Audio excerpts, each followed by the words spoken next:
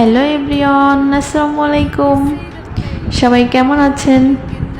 আমি আজ আপনাদের দেখাবো জাম ভর্তা রেসিপি। জামের সিজন চলছে, জাম ভর্তা না খাইলে তা কী করে হয় বলেন?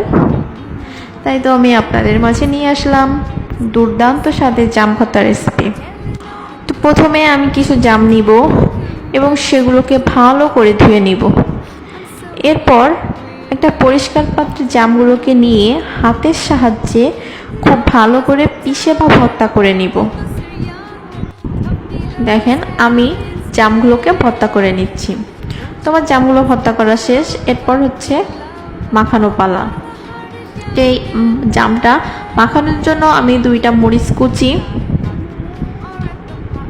লবণ এবং এর সঙ্গে স্বাদ বাড়ানোর জন্য নিব 2 চিমটি ধনিয়া গুঁড়া। এটা দিলে অনেক সুন্দর একটা স্বাদ আসবে, আপনারা দিয়ে খেয়ে দেখবেন, অনেক ভালো লাগবে। এরপর এর সঙ্গে নিব অল্প একটু সরিষার তেল, দিয়ে ভালো করে মেখে নিব। মশলাটা মাখা শেষ হলে এটা জামের সঙ্গে খুব সুন্দর করে মেখে নিব। তো তৈরি হয়ে গেল আমাদের দুর্দান্ত স্বাদের জাম ভর্তা রেসিপি। তো দেখেন কত লোভনীয় লাগছে।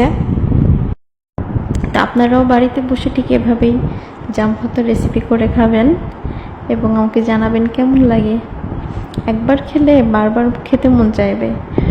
তো আপনারা এর পরবর্তীতে কী ধরনের ভিডিও দেখতে চান অবশ্যই আমাকে কমেন্ট করে জানাবেন এবং সকলে ভালো থাকবেন, সুস্থ থাকবেন। ধন্যবাদ সকলকে।